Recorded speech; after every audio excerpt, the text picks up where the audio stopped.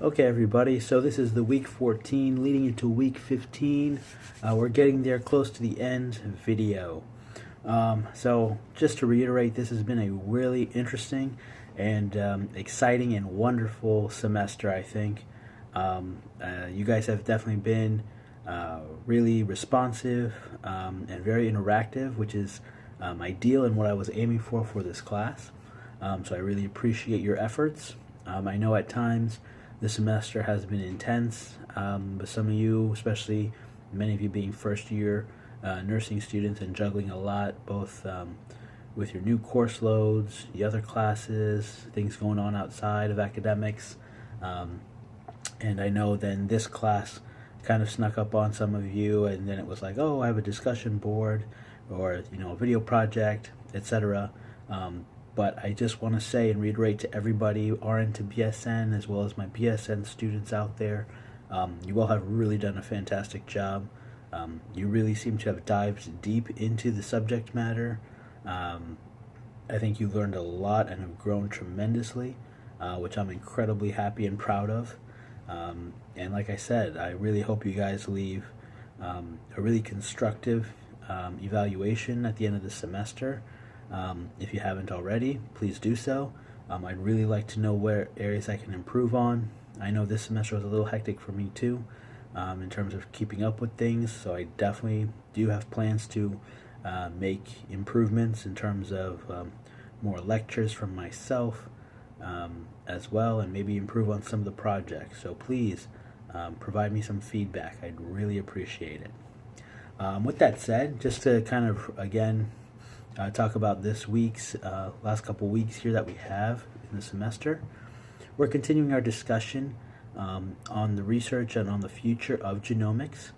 This week we've been looking at how genomics has impacted the healthcare professional. We discussed at length previously about genetic literacy and what it takes and is going to take to help get the public up to speed on the knowledge, or provide at least a foundation to the public to understand genetics and genomics, as obviously a lot of these techniques and drugs that are being developed and various treatment plans are going to be, integrated into the healthcare plans that you guys as nurses will be developing and implementing with patients as we progress from here on out into the future.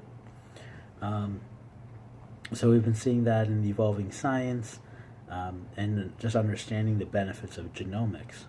Well, so now this week we're going to take it from literacy and how genomics is impacting the actual health practice.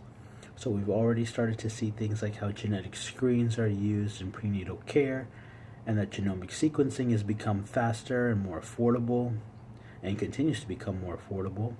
And with that comes new diagnosis and treatment plans that's needed to be thought about, drawn up, and then implemented by today and tomorrow's healthcare professional. In this week's reading, we focus specifically on the nurse, of course. A great article that illustrates how genomics has started to encourage nurses to start educating further about genomics and the expectations of their level of knowledge. Again, many of you have maybe already read those articles or started to read those articles, as well as start discussing that. I think a course like this has been a great introduction for many of you who are just beginning your journey into nursing school, and a high value introduction or reinforcement even for those of you that are already working as registered nurses.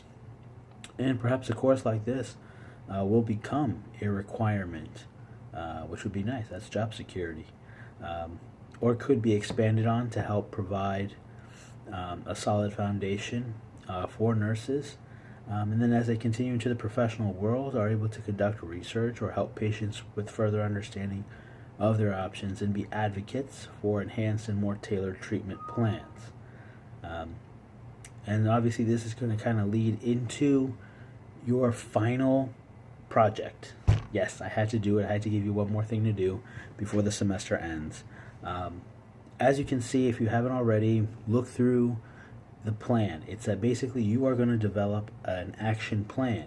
So it's very similar to what we've been doing, except you don't have to really present anything formally, but you can write out either using the template provided in the instructions or kind of develop in paragraph format if you want a plan of action. So basically you are the nurse working with a patient who has obviously been diagnosed or already knows about a disease that they have that is genetically linked, and you're just going to develop kind of a set of goals and a plan of action towards possible treatments.